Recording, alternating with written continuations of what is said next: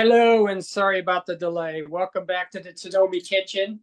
This week, we're back in Ohio with Mama Carmela and some of the Tonomi team. If you were with us last week, you'll remember that we were in Togo, Africa with Dr. Kojo and his youngest son. I very much enjoyed that half hour. So just a reminder about Tonomi. We're very much about gluten-free flours. We have cassava, tapioca, banana, plantain, and we have some beautiful coffees. Light roast, medium roast, and dark roast, all from our benefactor from Togo, Africa, Dr. Kojo. In addition to having fantastic world-class products, we also have a focus on helping our supply base, which is something my partner, Michael, is very passionate about. Hey, Mike, you want to talk a little bit about our social focus? Yeah, thanks so much, Scott. I'd love to talk about it.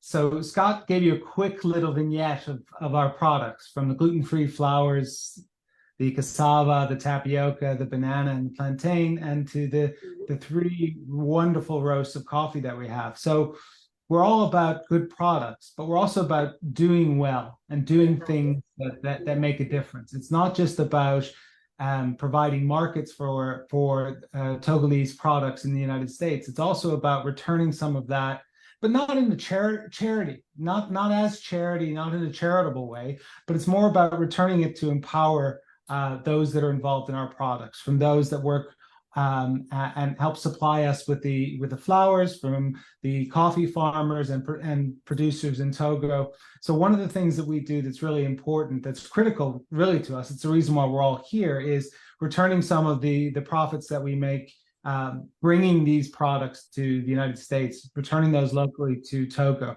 so that they can empower. For us, empowerment is about education, self-improvement. And so that's where a lot of what we're doing is focusing towards in the communities where we operate. And those communities can be out near the agricultural areas. They could be in Lomé, the capital. All of that really is not charity. It's about empowerment. And that's really important to us, and we really love that. For anybody that's looked at this, the amazing thing about Africa and West Africa is there's so much potential. There's so much beautiful land and the ability of them to produce agricultural products. And all we're doing is helping a little bit about connecting them to those markets and making sure that they reap the benefits of it. So empowerment, social mobility, all of those things, really we're about good products, but also about doing good as well. And that's something that gets us all excited, and it makes the cookies you're about to taste even better. Thanks, Scott. Fantastic, Mike. We appreciate that. And as Mike mentioned, we're getting into the Thanksgiving and Christmas spirit. Tell us what you're making for us today, Mama Carmela. I am making a very easy sugar cookie, and you can do a lot of things with it. We're not going to do any decorating today, but other things, and I'll explain in a minute. Let's start making, this is a very easy batter made with the cassava flour. So I want to thank you right now for getting to know me. We're going to start with 1 egg and just break it in there. With that egg, I'm going to add a stick and a half of butter at room temperature. You want to make sure it's soft. I'm going to add a teaspoon and a half of vanilla. This is pure vanilla, not an imitation vanilla. This is pure vanilla extract. And to that, I'm adding 2 tablespoons of buttermilk. This gives it just a very good flavor. And to that, I'm going to add a cup and a half of sugar. Now, those of you that watch your sugar, you can add less. This is a sugar cookie and it is sweet. I'm going to cream all this together.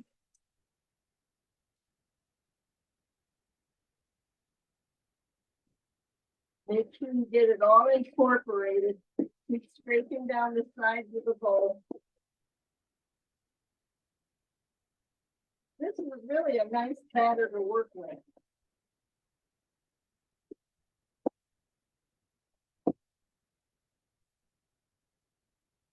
Now,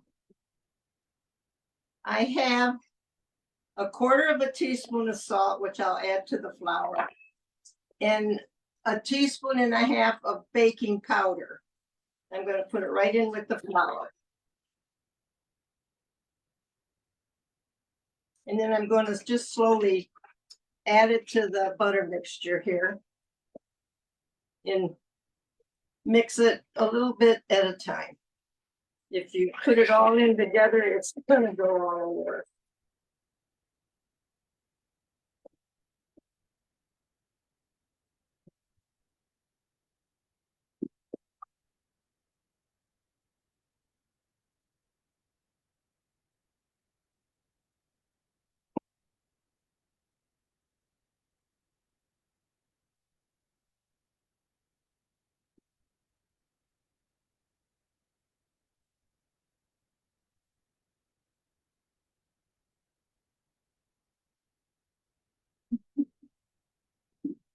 It's good.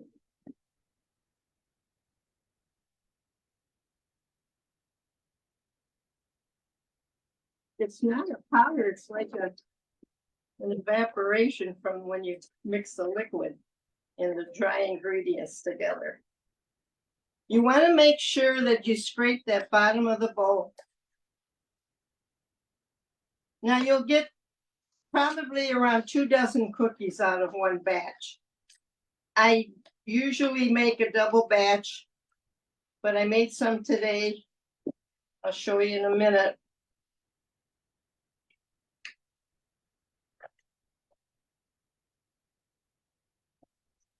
There's a lot you can do with this. Let's get this, the beater all cleaned out.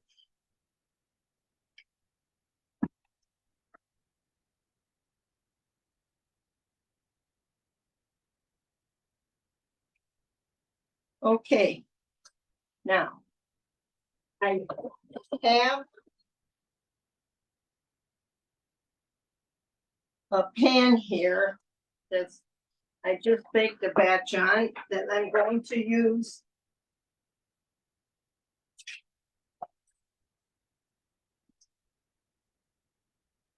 And I like to use foil with this because it's just easier to take out of the pan when they're done. Let me get a tablespoon.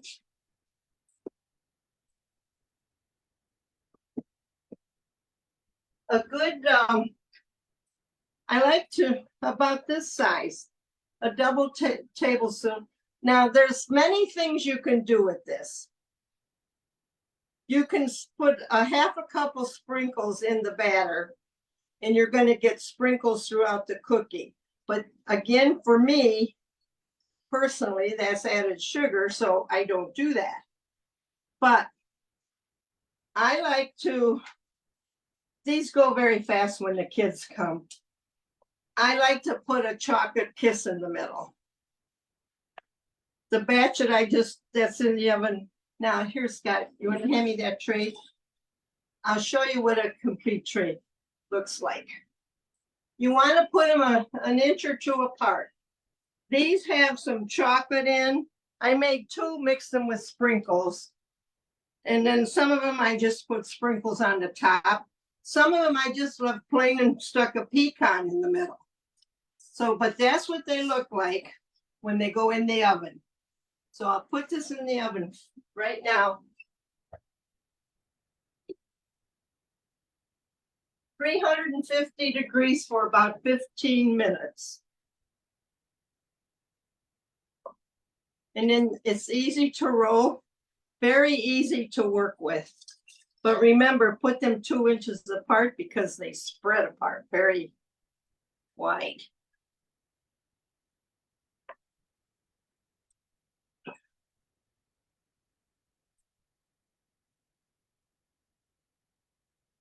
These I'll probably just use some sprinkles on it because the kids like the chocolate and the sprinkles the best, not the nuts.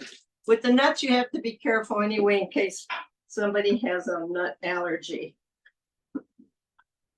That's why I put the nuts on the top, trust me.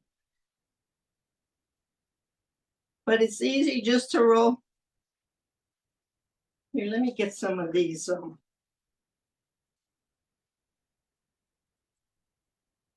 I'll dip them in there so you can see how pretty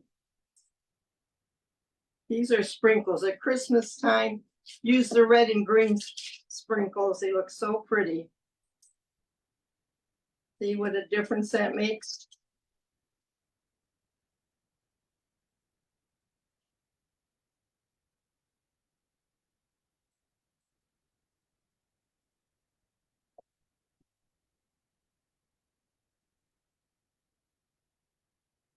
But it's for decoration. It's for taste.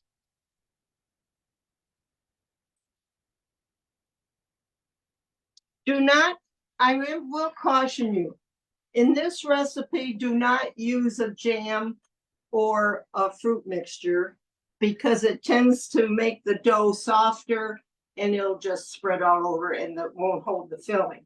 You'll need a thumbprint cookie for that, which I have a good thumbprint cookie recipe. But remember, I have to see how the chocolate did in this batch that I'm taking out of the oven.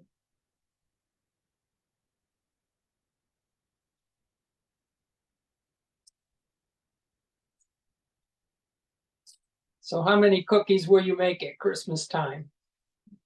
Probably a couple thousand. The kids like cookies, and so do we. And you can tell that I like cookies.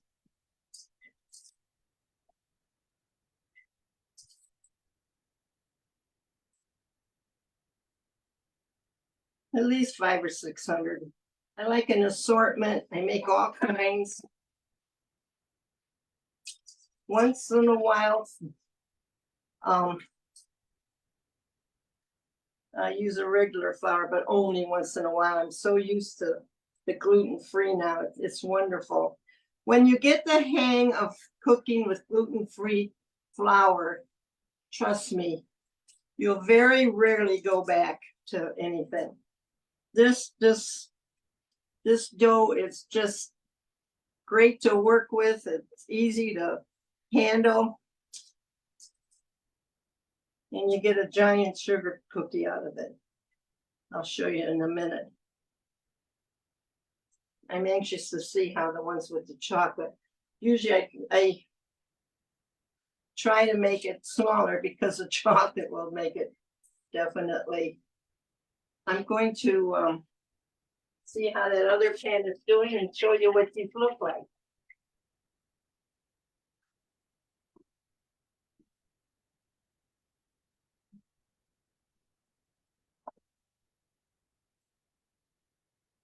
This dough, though, God, if you'll put that in the refrigerator, you must put it in the refrigerator for at least 2 hours. They'll bake up better. I'll show you here in a minute. And it just sets that dough and gets it ready for baking. It hardens it up because it is very soft.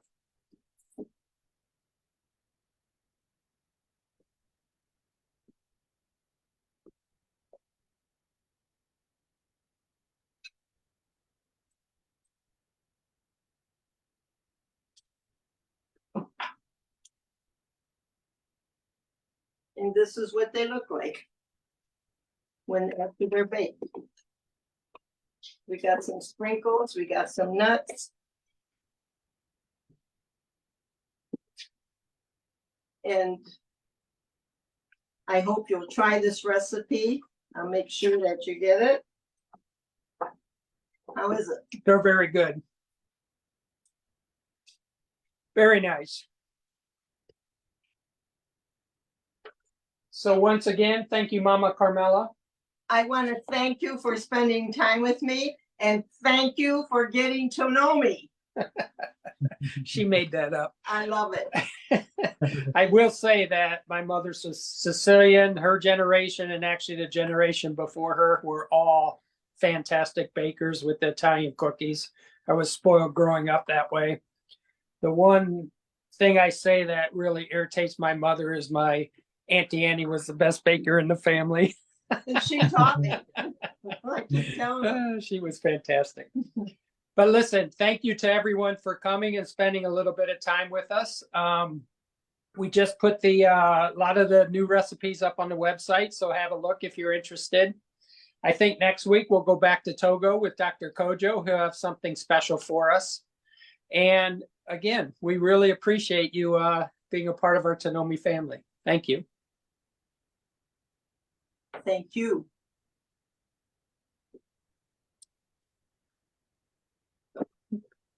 Is it done?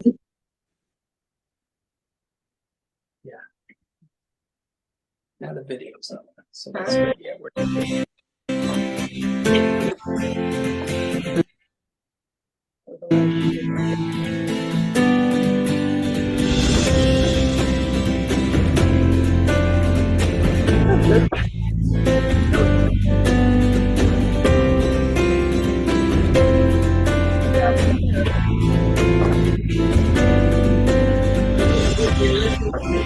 you.